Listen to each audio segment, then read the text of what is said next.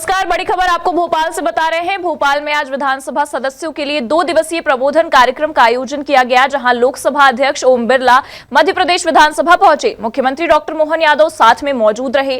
ओम बिरला का विधानसभा अध्यक्ष नरेंद्र सिंह तोमर, नेता प्रतिपक्ष उमंग सिंघार, मंत्री कैलाश विजयवर्गीय ने स्वागत किया। सभी विधायकों के साथ पहले फोटो सेशन किया गया। इसके बाद प्रबोधन कार्यक्रम शुरू किया जाएगा।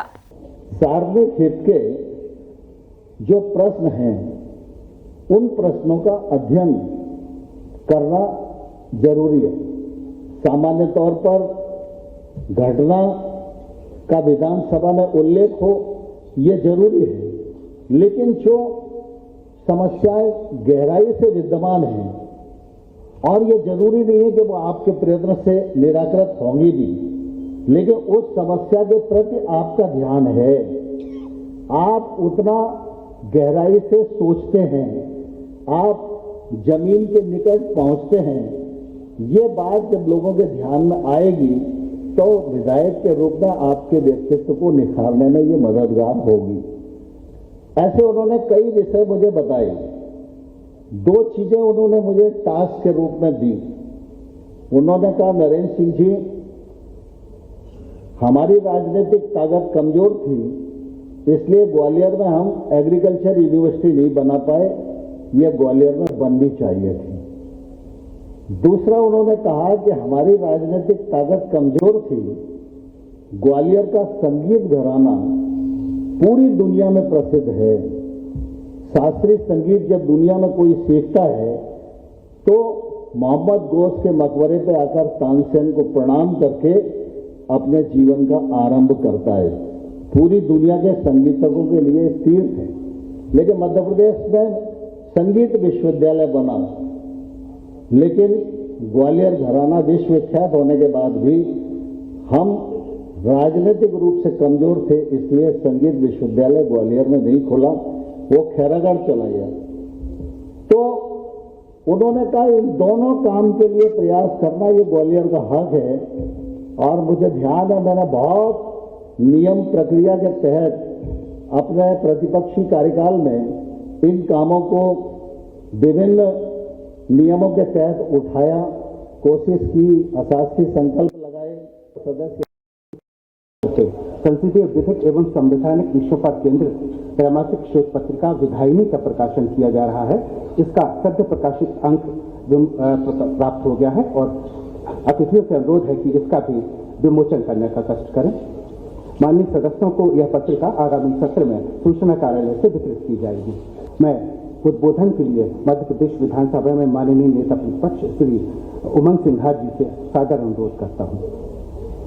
तो ये बड़ी अच्छी बात है आपकी कि आप मुद्दों से लोकसभा को कभी भटकने नहीं देते, उस समय का विशेष ध्यान रखते हैं आप। गारंटी से मतलब ऑब्जेक्शन तो मुझे लगता है इस मध्य प्रदेश विधानसभा को भी यही आवश्यकता है।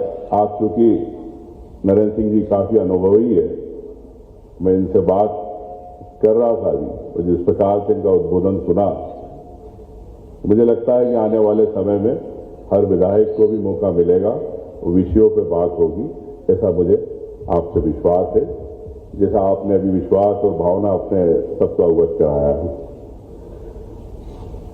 आशा है सब विधायक नए साथी कुछ सीखेंगे,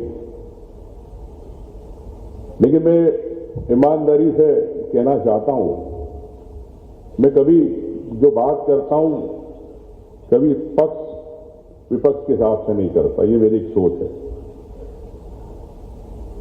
इसी तौर से पिछले कई सालों में बैठकों का दौर कम हुआ है।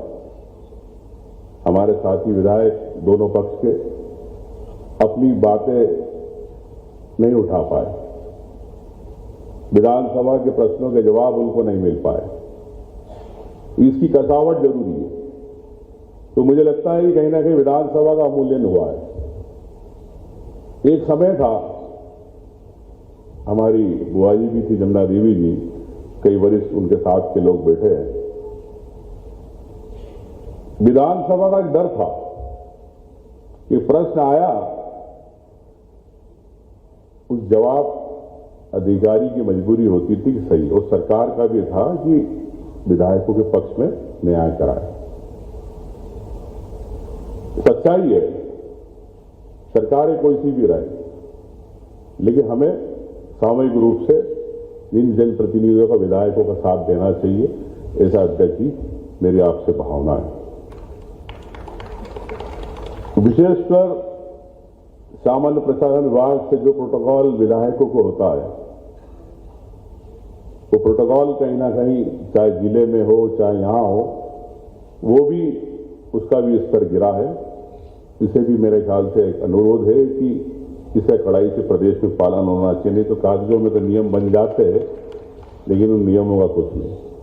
अगर वास्तव में आप चाहते इन विधायकों की कि ये भावना है, ये ताली नहीं है, इनकी भावना है कि कोई भी हो जो इतने सालों से संघर्ष करते आ रहा है, अपने चुनाव जीत के आ रहा है, कठिन परिश्रम और संघर्षों से, उसे न्याय का अधिकार है अपनी जनता के प्रति, ऐसा मेरा सोचना है। सदन में जन मुद्दे उठते हैं, लेकिन पक्ष विपक्ष की अपनी कुछ मजबूरियां होती है, कुछ अपरिहार्य कारण होते हैं, विषय भटक जाते हैं, प्रश्नों के जवाब सही नहीं आते। तो इस बारे में सदस्यों की वेदना रहती है कि मैं इतने सालों से देख रहा हूं कि जब विधायक के प्रश्न के जवाब आते हैं तो अपनी मर्जी से अधिकारी बना के भेजते हैं, उस मंत्री जी से जो बुलवाना है सरकार के हिसाब से बुलवा देते हैं। लेकिन माननीय मंत्रियों सब मेरे सम्मानित है कि कुछ चीजें दिल से जनहित में, जन भावना के हिसाब से न्याय करना चाहिए, ऐसा मेरा अनुरोध है। ठीक है, गलतियां होती है सरकारों से, विपक्ष से भी होती है, ऐसा नहीं है, लेकिन हम लोग आए हैं तो यहां सेवा करने, हर बात को राजनीति से जोड़ना मेरा ना मकसद है ना मेरी सोच है। मैं सोचता हूं हर बात पे, विकास पे भी राजनीति होती है। 5 साल में मैं मानता हूं कि सिर्फ 15 दिन जब चुनाव होते जब राजनीति होती, लेकिन बाकी समय 5 साल अगर मैं 15 दिन छोड़ दो चुनाव के, तो जन सेवा है, तालाब बना रहे हो, सड़क बना रहे हो, अस्पताल ला रहे हो, बिजली ला रहे हो। और मैं तो एक बात हमेशा बोलता हूं, कांग्रेस बीजेपी भी इसमें कई बात से होते पक्ष विपक्ष को लेकर, कई सड़क बन रही है, कांग्रेस ने सड़क बनाई तो सब बीजेपी वाले नहीं चलेंगे। बीजेपी वालों ने अगर पानी की लाइन डाली है पानी की, तो जो कांग्रेस की पानी नहीं चाहिए। तो विकास के नाम पे पार्टी के झगड़े नहीं होना चाहिए, सिर्फ उस गांव के विकास की बात होना चाहिए, और सबको एक जगह पर बैठ के सिर्फ ये सोच रखना चाहिए, ये मेरी सोच है। तो इस बात को मैं मानता हूं। अंत में मैं यही कहना चाहूंगा, संसदीय प्रक्रियाएं तो बहुत सारी है, ध्यान आकर्षण, प्रश्नकाल, शून्यकाल, विशेषाधिकार, आश्वासन, जब प्रश्न के जवाब नहीं आते हैं, कोई मंत्री अगर जवाब आश्वासन देते हैं तो आश्वासन समिति में चले जाते हैं। मैं भी रहा हूं आश्वासन समिति का, तो बड़ा आश्चर्य करता था, कई सालों से आश्वासन पड़े हुए उनके जवाब में। तो अध्यक्ष जी, मेरा आपसे निवेदन है कि विधायकों के अधिकारों की बात है, इस प्रदेश के योजनाओं की विकास की बात है, आश्वासन तत्काल होना चाहिए। कि आज भी 3000 आश्वासन मेरी जानकारी में लगभग पड़े हैं, इन्हें भी आपको प्रायोरिटी पे करना है। आपने प्रशिक्षण कार्यक्रम जिस प्रकार से जल्दी कराया, उसी प्रकार से आश्वासन भी आप विधायकों के हित में जल्दी कराएंगे, ऐसा मैं आपसे अनुरोध करता हूं। विभिन्न विषयों के वक्ता आप सुनेंगे, वरिष्ठ अनुभवी संसदीय प्रणाली का ज्ञान रखने वाले, उनके अनुभव का आप लेंगे लाभ, नियम प्रक्रियाओं को आप समझेंगे। लेकिन मैं इस बात को मानता हूं कि विधायिका विधेयक बनाते, कानून बनाते, नियम बनाते, लेकिन हम क्षेत्र में अगर हम जाए और बोले कि हमने ये कानून बनाया, विधेयक बनाया और हमें वोट दो, तो आपको वापस भेज देंगे। ठीक है, ये व्यवस्था है हमारे लोकतंत्र की, मैं मानता हूं, लेकिन सबके जनहित के कार्य है, उसे भी प्राथमिकता पे विधानसभा के माध्यम से होना चाहिए और समय पे होना चाहिए। यही मैं आपसे कहना चाहता हूं। मध्य प्रदेश की गौरवशाली परंपराएं, संस्कृति रही है, देश में अलग स्थान रखती है। भविष्य में अपने आचार विचार से भविष्य के लिए हम सब मिलकर एक पीढ़ी, नई पीढ़ी, आने वाली पीढ़ी को नया एक छाप छोड़ेंगे मध्य प्रदेश की ओर से। यही मेरी भावना। धन्यवाद। जय हिंद। मध्य प्रदेश विधानसभा के आज के प्रबोधन के कार्यक्रम की अध्यक्षता करने के लिए पधारे यशस्वी लोकसभा के अध्यक्ष मान्यवर ओम बिरला जी।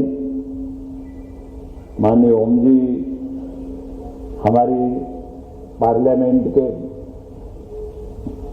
अभी जिस प्रकार से हमने उनको यहाँ महसूस किया है और अब दूर से जब हम देखते हैं, वास्तव में कई अवसर पे पार्लियामेंट को देखने का मौका मिला है, लेकिन बड़े से बड़े विषयों पे जितनी सरलता के साथ पक्ष विपक्ष को आपने अपने साथ खड़े करके हमारी संसदीय कार्यप्रणाली का, ये लोकतंत्र का सबसे बड़ा मंदिर का जो मान बढ़ाया, मैं आपका मध्य प्रदेश की धरती पर अभिनंदन करता हूं, स्वागत करता हूं, वंदन करता हूं। क्या पक्ष क्या विपक्ष सब सम्मान के साथ और सहजता के साथ जिस ढंग से आपके उस हर एक स्टेट का, हर एक भाव का और जिस प्रकार से आपने प्रत्येक संसदीय कार्य की व्यवस्थाओं को जिसने आपने बांटा है, मैं वास्तव में आपका हृदय से आभार मानता हूं। और मुझे लगता है कि वास्तव में एक आदर्श अध्यक्ष कैसे हो सकता है, ऐसे व्यक्तित्व का अगर कोई चित्र बनाएंगे तो वह आपका परिलक्षण होता दिखाई देता। मैं आज के इस अवसर पर समादरणीय माननीय नरेंद्र सिंह जी भाई साहब, जिनने अभी अपना विषय रखा, कितना धीर गंभीर व्यक्तित्व, ऐसा लगता है बड़ा विशाल समुद्र में कोई तैरता हुआ जहाज अपनी मस्तानी चाल के साथ सने सने अपने मुकाम तक पहुंचते पहुंचते एहसास कराता है अपने विषय के गंतव्य लक्ष्य की तरफ। आपका इतना धीर गंभीर व्यक्तित्व, इतना अलग प्रकार का आपका अनुभव, मैं तो भाग्यशाली हूं जिनके मंत्रिमंडल में भी सारे मंत्रीगण इसी प्रकार के जो कभी भारत सरकार को गौरवान्वित करते थे, वो अपने इस मंत्रिमंडल में मेरे साथ है। और आपका इतना विराट व्यक्तित्व जो आप हमारी सदन की गरिमा बढ़ाएंगे, मैं आपका भी वंदन करता हूं, अभिनंदन करता हूं माननीय नरेंद्र सिंह जी का। और इस अवसर पर वो सौभाग्य की बात है, 8 बार से लोकसभा विधानसभा में जो आप महाना जी, सतीश जी, और इतनी बड़ी विधानसभा और विविध प्रकार के अलग अलग अवसर पे आपने उनके साथ सदस्य करके अपना समय गुजारा। आपका वो विस्तृत अनुभव का जो खजाना है, मेरे विधायक साथी आपका लाभ लेंगे। माननीय सतीश महाना जी, आपका भी मैं अभिनंदन करता हूं। आप गंगा की तीरे से आते हैं, हम अपने छितरा के तीरे वाले आपका भी अभिनंदन करते हैं। ये राजा भोज की नगरी है, आनंद की नगरी है, जो अलग अलग प्रकार से कारण से जानी जाती है। हमको मालूम है महाकाल की नगरी आता है और महाकाल का स्थान कैलाश पर्वत से प्रिय कोई हो नहीं सकता। ये सौभाग्य की बात है। संसदीय कार्य मंत्री माननीय कैलाश जी विजयवर्गीय भी यहाँ विराजमान है। मैं आपका दोनों तरह से एक वरिष्ठ मंत्री होने के नाते से भी, संसदीय कार्य मंत्री होने के नाते से, और आपका भी जो लंबा अनुभव है सब प्रकार के लोगों को साथ चलने का, निश्चित रूप से प्रबोधन के कार्यक्रम में मैं आपका भी अभिनंदन करता हूं। माननीय उत्पल जी, माननीय उमंग सिंगार जी, उमंग जी भाई ने भी मौका छोड़ा नहीं है। भले ही प्रबोधन का कार्यक्रम है, लेकिन भूमिका आपने प्रतिपक्ष वाली थोड़ी चिमटी लेने का ले ही लिया है। निश्चित रूप से उमंग जी आपकी भावना का सम्मान करेंगे और हम और आप मिलकर के पक्ष विपक्ष फिर नया कीर्तिमान बनाएंगे। मैं आपका भी वंदन करता हूं, अभिनंदन करता हूं। माननीय AP सिंह जी, उत्पल जी, सभी का मैं वंदन करता हूं। इस कार्यक्रम का नाम ही बहुत जोरदार है, प्रबोधन कार्यक्रम। और प्रबोधन कार्यक्रम यह प्रशिक्षण का अगला चरण है। अगला चरण किस प्रकार का है, हमारे इतिहास में एक अच्छा उदाहरण आता है। व्याकरणाचार्य पाणिनि का बहुत बड़ा नाम है साहित्य का। वो आश्रम में विद्याध्ययन करने जाते हैं और विद्याध्ययन करने में जो उनको पाठ्यक्रम दिया था वो पढ़ते, याद करते, लेकिन याद होता नहीं। बार बार उनका इस प्रकार का व्यवहार देख करके गुस्से के मारे आचार्य जी डंडा उठा करके उनकी छड़ी देकर हाथ सामने करो, वो छड़ी मारने के लिए हाथ बढ़ाते हैं, और जब हाथ बढ़ाते हैं तो थोड़े बहुत ज्योतिष के भी जानकार थे, जैसे हाथ बढ़ाते तो हाथ दिखाई देता और वो मारने के पहले अपनी छड़ी वापस ले लेते और बेटे उसको लाड़ करने लग जाते। तो उन्होंने कहा क्या हुआ गुरुजी? बोले बेटे तेरा कोई दोष नहीं। बोले क्यों दोष नहीं गुरुजी, मेरे को बताओ। बोले तेरे हाथ में विद्या की रेखा ही नहीं है। तो ये विद्या की रेखा क्या होती है? तो उन्होंने कहा नहीं बेटा चिंता मत करे, तू तो बस अब तेरा काम जो करना करता रहे, ये विद्या का मामला तेरे बस का नहीं है। तो उन्होंने कहा बताओ मेरे को कहाँ होती क्या होती? जैसे वो हाथ में बताते कि ऐसे ऐसे होते। बोले मैं अभी आया। अंदर जाते और चाकू से अपने हाथ से लाइन बना के आते और कहते ये लाइन बन गई, और उसके बाद दुनिया में उनसे बड़ा कोई व्याकरणाचार्य या अपने ज्ञान का बड़ा कोई इतना बड़ा नाम नहीं जो अपने हाथ से अपनी लकीर बना लेते हैं। तो प्रबोधन का अर्थ ये कि प्रशिक्षण के पहले हम उस विषय में डूब जाए, हमारे आचरण में, व्यवहार में, ज्ञान में, अपने सभी प्रकार के अपने सूक्ष्म शरीर, बाह्य शरीर, दूसरे का एकाकार करने का जो भाव अगर अपन धारण करते हैं, इसका मतलब प्रबोधन का है। और मैं उम्मीद करता हूं माननीय अध्यक्ष जी, जो आपने कहा है कि निश्चित रूप से ये प्रबोधन के बाद मैं माननीय अध्यक्ष जी आपसे निवेदन करना चाहूंगा कि आप एक प्रशिक्षण का शिविर भी चालू करें, क्योंकि 1985 के बाद अभी प्रशिक्षण बाकी है। ये प्रबोधन का तो कार्यक्रम हुआ है, अपने नए सत्र के बाद हमारी सभी कार्य प्रणाली से समझाने का जो अभी उमंग जी ने बात कही, अलग अलग सत्रों के माध्यम 1 दिन का 2 दिन का आप प्रशिक्षण दिलवाएंगे तो मुझे लगता है कि ज्यादा समीचीन होगा। एक और बात आपने जो कही है कि हमारे लिए अपनी नई विधा के आधार पर अपने आधुनिक संसाधन के साथ विधानसभा को भी आगे बढ़ाना चाहिए, तो निश्चित रूप से जो आपने कहा है वो पूरा का पूरा, यही से मैं आपकी बात पूरी मानता हूं कि मतलब सरकार आप जो प्रस्ताव देगी निश्चित रूप से हम उसके साथ रहेंगे। इसमें जो धनराशि लगेगी राज्य सरकार देने के लिए तैयार रहेगी। मैं माननीय नरेंद्र सिंह जी भाई साहब आपकी बात यही कहता हूं। उसके अलावा भी एक आपने कहा कि एमएलए रेस्ट हाउस का, तो निश्चित रूप से एमएलए रेस्ट हाउस का भी नया प्रस्ताव दे करके ये सारे के सारे विधायक साथियों को उसकी सुविधा भी हम देने का प्रयास करेंगे। आज के इस अवसर पर क्योंकि हमने अपने इस खास करके मैंने प्रबोधन की बात कही, तो एक उदाहरण और जरूर देना चाहूंगा। वो हम सब के लिए उसी प्रकार का होगा जो महर्षि पाणिनि जी को हमने नहीं देखा है, लेकिन लोकतंत्र के मंदिर में पहली बार पार्लियामेंट के दरवाजे पे खड़े होकर के यशस्वी प्रधानमंत्री ने जो लोकतंत्र के मंदिर के होने के नाते से मस्तक टिका करके जो एहसास कराया, इससे बड़ा प्रबोधन आज के लोकतंत्र का नहीं हो सकता। माननीय नरेंद्र मोदी जी को स्मरण करें, जब वो लोकसभा में पहली बार गए और अपना शीश नवा करके इस लोकतंत्र के पावन मंदिर का जिस प्रकार से उनने सम्मान किया, वो हमारे लिए सदैव पाथे रहेगा। हम उनका अभिनंदन करते हैं और हमारे सबके लिए जीवन में ये पाथे रहेगा कि लोकसभा हो या विधानसभा, हम एक बड़ी आबादी के माध्यम से लगभग 3 लाख या 2.5 लाख से ज्यादा वोटर का एक बड़ा हमारे पीछे उनका सबका मान सम्मान भाव, उनका विश्वास लेकर के विधानसभा में आते हैं। और विधानसभा में आने के बाद निश्चित रूप से हम अपने दोहरे रोल में रहते हैं।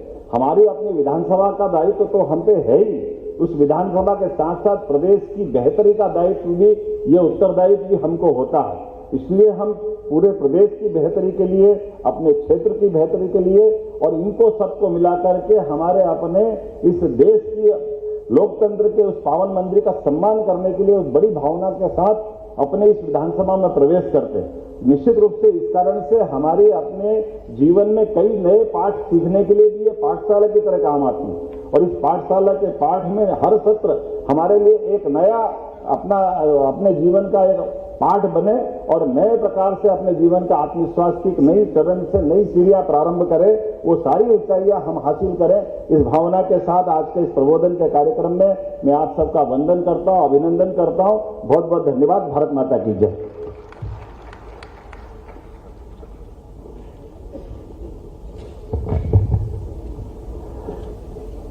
जिनको सुनने की आप सभी को प्रतीक्षा है, मैं लोकसभा के माननीय अध्यक्ष श्री ओम बिरला जी से बहुत सम्मान के साथ उद्बोधन के लिए अनुरोध करता हूं।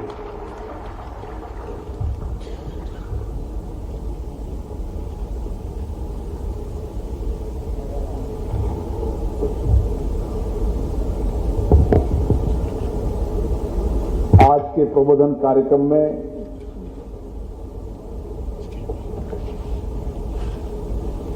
मध्य प्रदेश के विधानसभा के माननीय अध्यक्ष जिनको विधानसभा का अनुभव है, विधानसभा मंत्री का अनुभव है, लोकसभा में मंत्री के रूप में अनुभव है और विशेष रूप से संसदीय कार्य मंत्री के रूप में भी अनुभव है। ऐसे अनुभवी और मुख्यमंत्री जी ने सही कहा, तोमर साहब के लिए गंभीर मध्य प्रदेश के विधानसभा के माननीय अध्यक्ष नरेंद्र सिंह जी तोमर साहब, मध्य प्रदेश के यशस्वी मुख्यमंत्री माननीय मोहन यादव जी, उत्तर प्रदेश विधानसभा के अध्यक्ष माननीय सतीश महाना जी,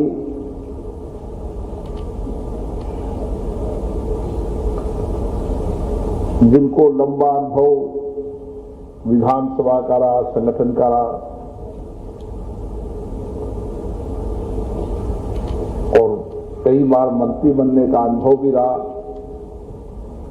माननीय कैलाश विजयवर्गीय जी, प्रतिपक्ष के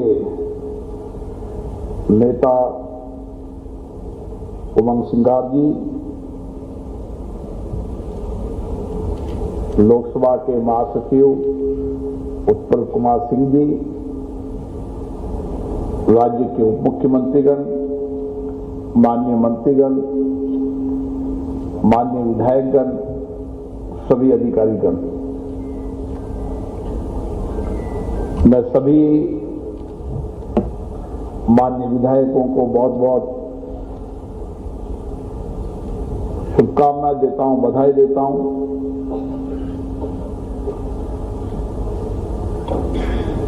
जो चुनकर आए हैं और जिनको जनता ने बहुत अपेक्षा आकांक्षाओं से चुना है, मुझे आशा है कि वह जनता की अपेक्षा आकांक्षाओं को पूरा करेंगे। मुझे ये भी खुशी है कि 16वीं विधानसभा में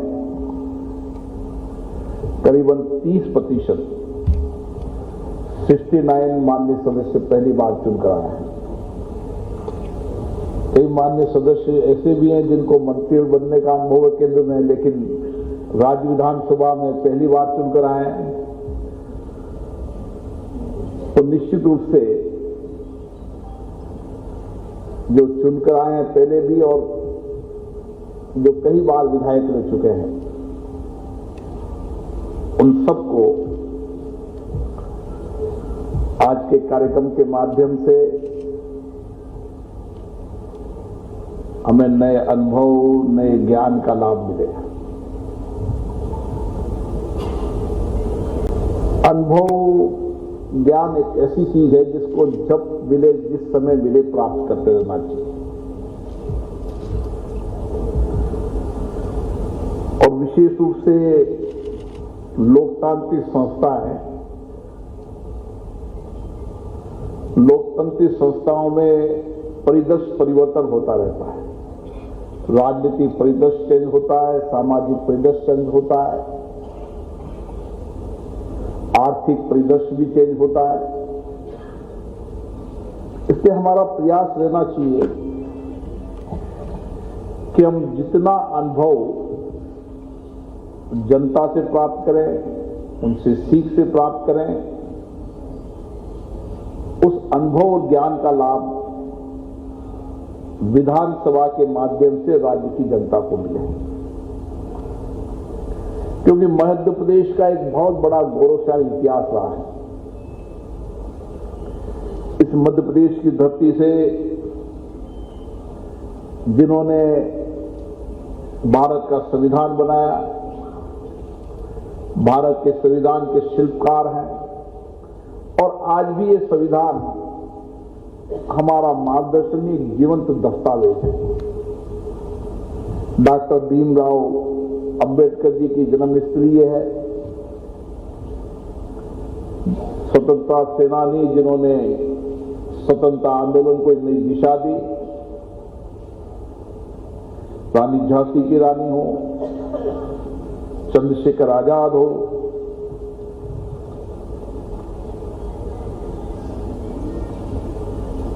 राष्ट्रपति के रूप में स्वर्गीय शंकर दयाल शर्मा जी हो, और जिन्होंने राजनीति से ऊपर उठकर इस लोकतांत्रिक को एक दिशा दी, लोकतंत्र को एक दिशा दी। माननीय अटल बिहारी वाजपेयी जी भी इसी धरती से आते हैं। तो ये धरती की एक बड़ी महिमा है।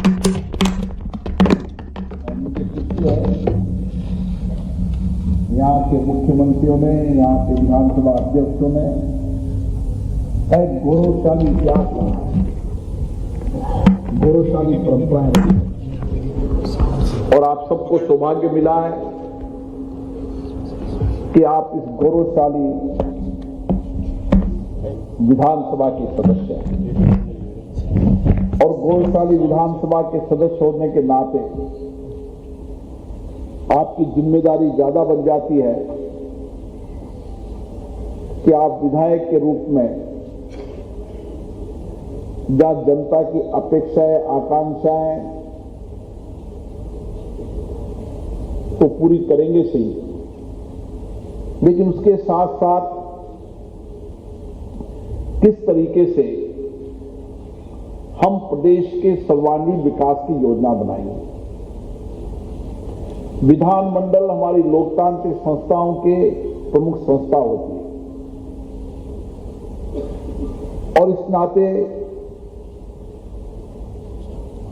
राज्य का लोकतांत्रिक संस्थाओं का सर्वोच्च सदन होने के नाते हमारी जिम्मेदारी बनती है कि हम राज्य के विकास के लिए और राज्य की जनता की आकांक्षाओं के लिए इस विधानमंडल में चर्चा करें, और किस तरीके से चर्चा संवाद के साथ हम प्रदेश के अंदर सामाजिक आर्थिक बदलाव कर सकते हैं। जब हम लोकतंत्र के इतिहास को देखते हैं तो लोकतंत्र हमारे विचारों में, हमारी कार्यशैली में है। लोकतंत्र हमारी आजादी के बाद का लोकतंत्र नहीं है। लोकतंत्र विद्वेष से लेकर कितने ही समय तक हमने लोकतांत्रिक प्रक्रियाओं के माध्यम से समाज में सामाजिक परिवर्तन भी किया, अच्छी परंपराएं डाली, और लोकतंत्र के माध्यम से हमने सामाजिक और सांस्कृतिक मूल्यों को जीवित रखा। और इसीलिए लोकतांत्रिक परिप्रेक्ष्य और लोकतंत्र हमारे विचारों में, अभिव्यक्ति में, कार्य प्रणाली में, हम आजादी के आंदोलन को भी देखें तो भी हमने लोकतांत्रिक प्रक्रिया से आजादी का आंदोलन लड़ा। उस समय कोई सोच नहीं सकता था कि आजादी का आंदोलन हम जन आंदोलन के माध्यम से आजादी प्राप्त कर सकते हैं। लेकिन जन आंदोलन के आधार पर हमने आजादी प्राप्त की। जब इतिहास और विरासत लिखी जाती है तो इस जन आंदोलन के कारण आजादी का नया इतिहास आया। कई देश ऐसे भी हैं जिन्होंने कोई आंदोलन नहीं किया, कोई संघर्ष नहीं किया, कोई कुर्बानियां नहीं दी, बलिदान नहीं दिए, वो देश भी आजाद हुए। लेकिन हमारे जो जन आंदोलन था, उस जन आंदोलन से दुनिया ने प्रेरणा ली। और आज भी 75 वर्ष की लोकतांत्रिक यात्रा में हमने जो कुछ भी सामाजिक, आर्थिक, राजनीतिक परिवर्तन किया, इन लोकतांत्रिक संस्थाओं के माध्यम से किया। चर्चा, संवाद, विचार विमर्श से किया, सहमति असहमति से किया। और इसीलिए हम दुनिया में कहते हैं कि भारत दुनिया का सबसे लोकतांत्रिक देश है।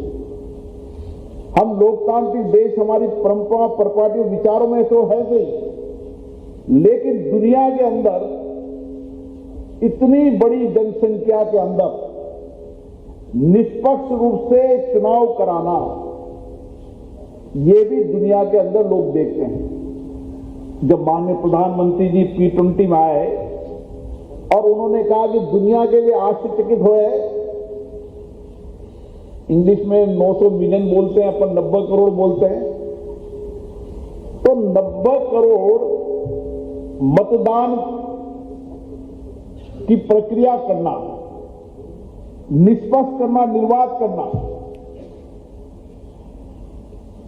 दूर दराज के गांवों तक मतदान कराना,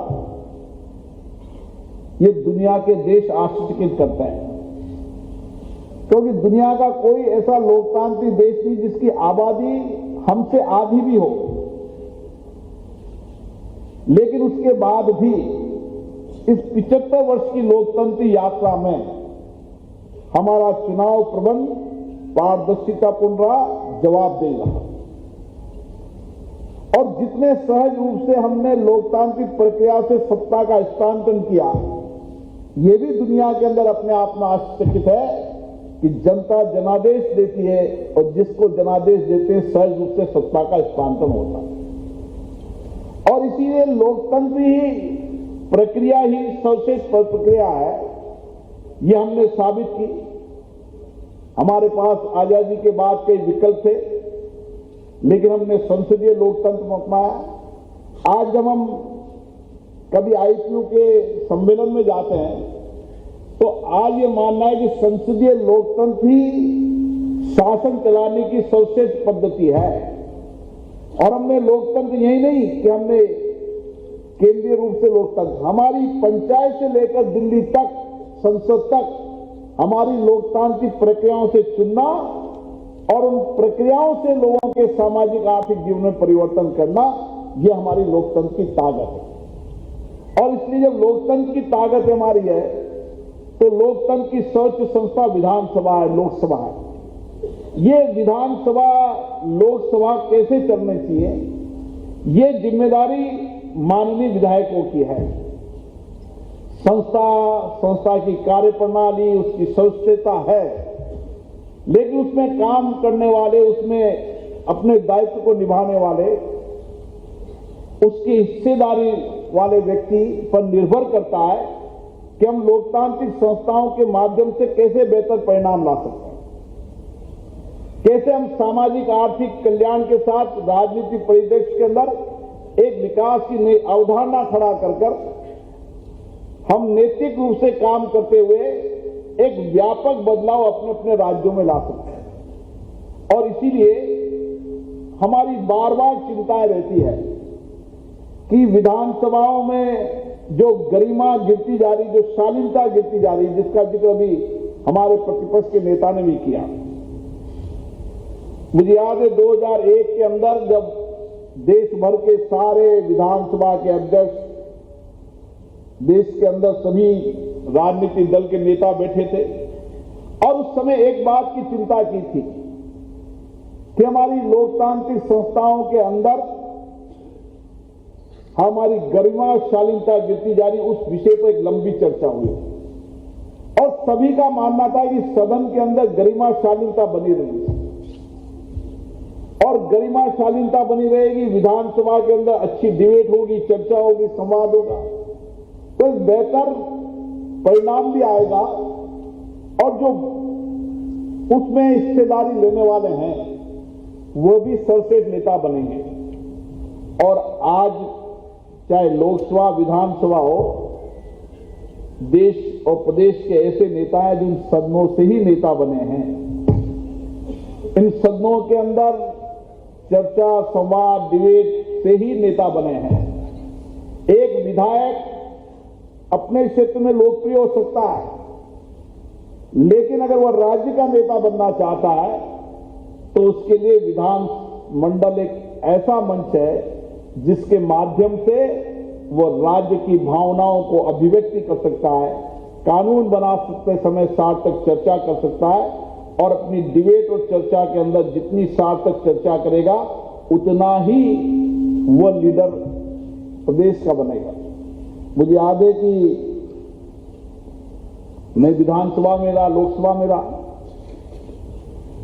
अभी धीरे धीरे माननीय विधायकों चाहे सांसदों में सदन में भी देखता हूं, वो अपने क्षेत्र तक सीमित रह जाते हैं, अपने क्षेत्र की सीमित बातों पर चर्चा करते हैं।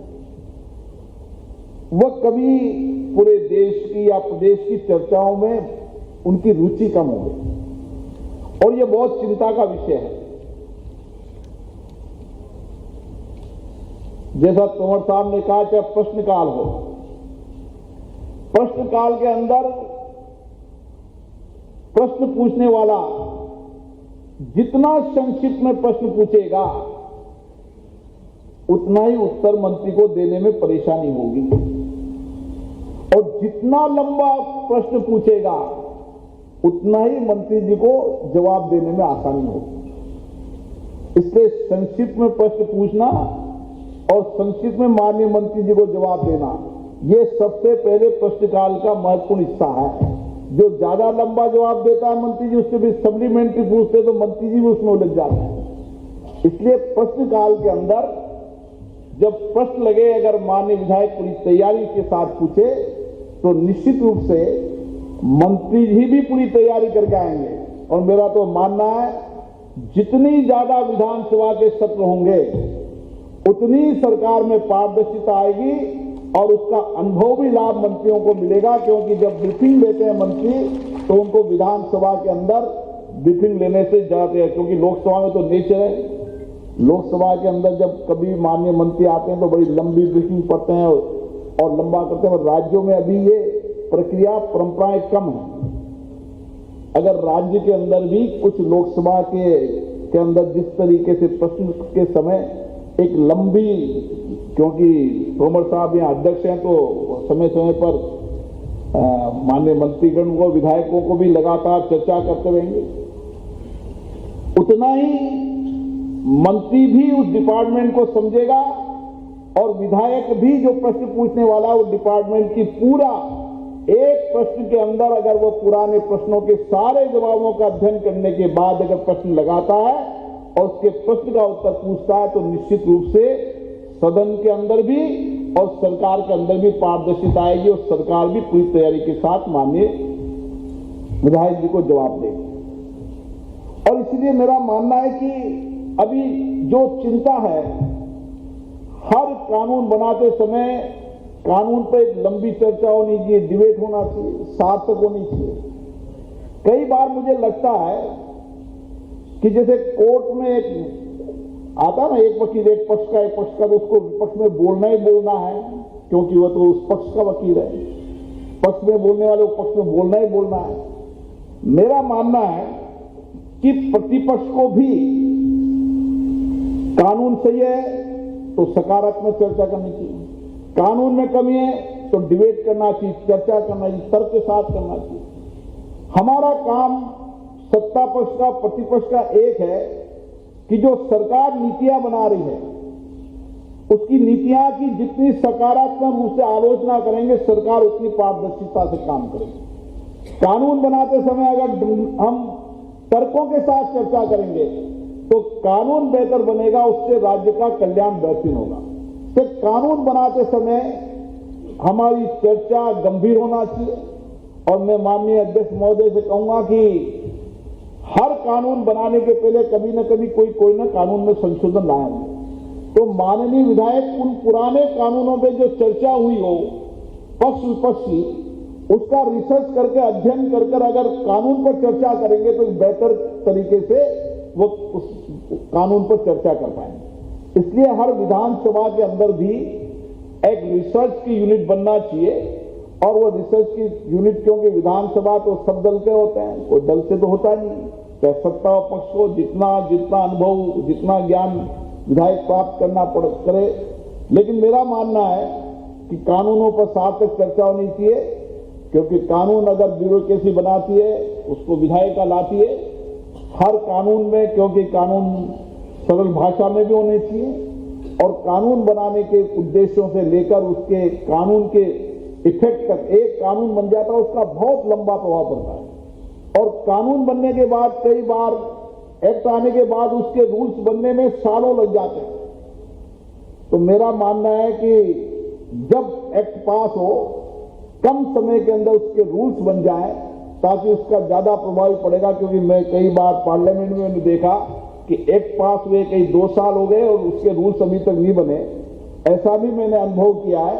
इससे मेरा मानना है कि जैसे एक्ट पास हो उसके रूल्स भी साथ के साथ बन जाए ताकि उसके बेहतर परिणाम। मेरे को पता था, मैंने 16वीं लोकसभा के अंदर, 14वीं लोकसभा, 13वीं लोकसभा के कई एक्ट पास हो गए, 13वीं लोकसभा के रूल्स ही नहीं बने। तो ये जब तक रूल्स नहीं बनेंगे, जब तक रूल्स लागू नहीं होंगे, इससे कानून बनाते समय कानून का बहुत लंबा इफेक्ट पड़ता है। एक कानून का उस प्रदेश की जनता पर बहुत प्रभाव पड़ता है। इसलिए कानून हमारे लिए बनाने के लिए सबसे महत्वपूर्ण भूमिका सदन होती है और उस पर हमारी चर्चा और डिबेट बहुत सकारात्मक होनी चाहिए। मुझे लगता है कि आप सब लंबे अनुभव हैं। मेरा तो इतना ही कहना है कि जो नई परंपरा चल गई है, नियोजित तरीके से विधानसभाओं में व्यवधान पैदा करना, उसको हमें उस परंपरा को समाप्त करने का प्रयास करना। कई बार तो नियोजित तरीके से विधानसभाएं, लोकसभाएं केवल स्थगित करनी है, आपको कोई तर्क नहीं, कोई डिबेट नहीं करनी, ये लोकतंत्र के लिए बहुत अच्छी परंपरा नहीं है। इसलिए मैं हमेशा एक मंच पे कहता हूं कि हमारा विरोध हो सकता है, प्रतिपक्ष का काम विरोध करना और जोर से असहमति करना, लेकिन सदन में असहमति हो, तर्क हो, वो सदन में हो। सदन में अगर व्यवधान होगा, सदन स्थगित ज्यादा होगी तो उसका सकारात्मक उत्पादकता पर प्रभाव पड़ेगा। इसलिए जितनी सदन में चर्चा होगी, प्रतिपक्ष को भी अपनी बात को कहने का मौका मिलेगा और सरकार को भी अपनी बात को कहने का मौका मिलेगा। इसलिए हमारा प्रयास होना चाहिए कि हम विधानसभा को मॉडल बनाएं। कोई भी विषय, कोई भी मुद्दा हो, उस मुद्दे पर चर्चा हो तो विधानसभा की महिमा भी बढ़ेगी और उसकी गरिमा भी बढ़ेगी। और इसी क्योंकि कई बार हमें लगता है कि विषय सरकार हमारे तर्क को नहीं मानती, तो उसके कई सारी चीजें होती हैं जिसका उपयोग हम कर सकते हैं, लेकिन विधानसभा न चले ये अच्छी परंपरा नहीं है। क्योंकि हम सब इस बात की चिंता करते हैं स्पीकर कॉन्फ्रेंस में कि लगातार विधानसभाओं की संख्या घटना हम सबके लिए चिंता का विषय, विशेष रूप से माननीय विधायक के लिए जो किसी भी पक्ष के लिए चुनकर आए हैं। इससे विधानसभाओं की संख्या न घटे, विधानसभा पूरे समय चले और पहली बार आने वाले माननीय सदस्यों को पर्याप्त समय, पर्याप्त अवसर विधानसभा में मिले ताकि वह बेहतर तरीके से अपने क्षेत्र के और प्रदेश की बातों को ठीक तरीके से कह सके। मैंने प्रयास किया है। मैं जब मुझे कोई बहुत लंबा अनुभव नहीं था, लेकिन हमने पहली लोकसभा के पहले सत्र के अंदर 137% उत्पादकता रही और 1 घंटे भी हमारी लोकसभा कभी व्यवधान नहीं हुई। पूरे समय चली, रात को 12-12 बजे तक चली, 11 बजे तक चली और 11-12 बजे तक भी लोग उपस्थित थे। और नरेंद्र सिंह तोमर ने सही कहा, श्रेष्ठ विधायक वही बन सकता है जो पूरे समय सदन में बैठे। हमारे कई माननीय सांसद हैं जो सुबह आते हैं और संसद के समाप्त होने तक सत्र में बैठे रहते हैं। जितना हम सदन में बैठेंगे उतने ही अपन को नए अनुभव मिलेंगे और उस अनुभव का लाभ निश्चित रूप से मिलेगा। और मेरा दावा है, केवल एक विधायक बनना है तो आप आकर चले जाएं, लेकिन आपको प्रदेश के नेता बनना है तो पूरे समय विधानसभा बैठकर तर्क से, मुद्दों से हमें चर्चा करने की परंपराओं को डालना चाहिए। और मेरा मानना है कि जितनी श्रेष्ठ चर्चा होगी, संवाद होगा, वाद विवाद होगा, उतना ही बेहतर परिणाम होगा। और सरकार के लिए भी यही सकारात्मक रहता है, चर्चा हो, संवाद हो, क्योंकि सरकार के पास भी पक्ष जब भी आता है और राज्य की विधानसभा एक ऐसा पक्ष रहती है, माननीय मुख्यमंत्री जी, जहां राज्य की विधानसभा में राज्य की सारी चर्चाओं का, सारी समस्याओं का, सारे मुद्दों का और जो हमें जानकारी नहीं होती है उस सारे प्रदेश की जानकारी मिलने का एक कोई मंच है तो वो विधानसभा है, जहां पूरे प्रदेश की जानकारी आपको मिल जाती है। और उस जानकारी को हम सकारात्मक रूप से एक प्रश्न लगाया तो प्रश्न क्यों लगाया, उसके प्रश्न के पीछे के अनुभव, उसके क्या कारण है, क्यों विधायक ने प्रश्न कराया, उसके पीछे के कारण, अगर उसका पूरा प्रश्न के बाद भी उसका रिसर्च होगा, कोई ने मुद्दा उठाया, चाहे प्रतिपक्ष का व्यक्ति हो, अगर मुद्दा सही है, सकारात्मक है, तो हमें सकारात्मक रूप से लेकर उसके बेहतर परिणाम लाने की प्रयास करना चाहिए। इसलिए राज्य की विधानसभा हमारी लोकतंत्र के अंदर सर्वोच्च मंच है, जहां हम राज्य का सर्वांगीण विकास कर सकते हैं, लोगों की समस्याओं का समाधान कर सकते हैं, उनकी कठिनाइयों का समाधान कर सकते हैं, और हमें चुनकर जनता इसलिए भेजती है कि हम उनकी बातों को, उनके अनुभवों को, उनकी कठिनाइयों को, आकांक्षाओं को, अपेक्षाओं को सदन में रखें, और सरकार से अपेक्षा रहती है कि वो जनता की अपेक्षा, आकांक्षाओं को पूरा करे। मुझे आशा है मध्य प्रदेश की विधानसभा का गौरवशाली इतिहास रहा है, माननीय अध्यक्ष जी भी बहुत अनुभवी है, नई परंपराएं, नई परिपाटियां हमें शुरू करना चाहिए, और जो देश के अंदर एक मॉडल विधानसभा बने, जहां पर पूरे समय विधानसभा चले, हर मुद्दों पर चर्चा हो, और सरकार भी उठाए गए मुद्दों को सकारात्मक दिशा में ले, चाहे पक्ष का हो चाहे विपक्ष का हो, तो हम एक बेहतर परिणाम ला सकते हैं। और प्रदेश की जनता का जो कल्याण करने की जिम्मेदारी हमें दी है, जिस अपेक्षा आकांक्षाओं के बड़े विश्वास के साथ हमें चुनकर भेजा है, मुझे आशा है कि हम जनता के विश्वास और भरोसे को और कायम करेंगे, और सरकार जिस तरीके से यहाँ चुनकर आई है, मुझे आशा है यहाँ के मुख्यमंत्री उन्हीं विश्वास भरोसों को और कायम करते हुए बेहतरी के लिए काम करेंगे, क्योंकि मध्य प्रदेश एक ऐसा प्रदेश है जो राज्य के विकास का एक नया मॉडल बना सकता है, और उन सब मॉडल बनाने में सभी विधायकों का सकारात्मक सहयोग होगा। आप सबको बहुत बहुत धन्यवाद।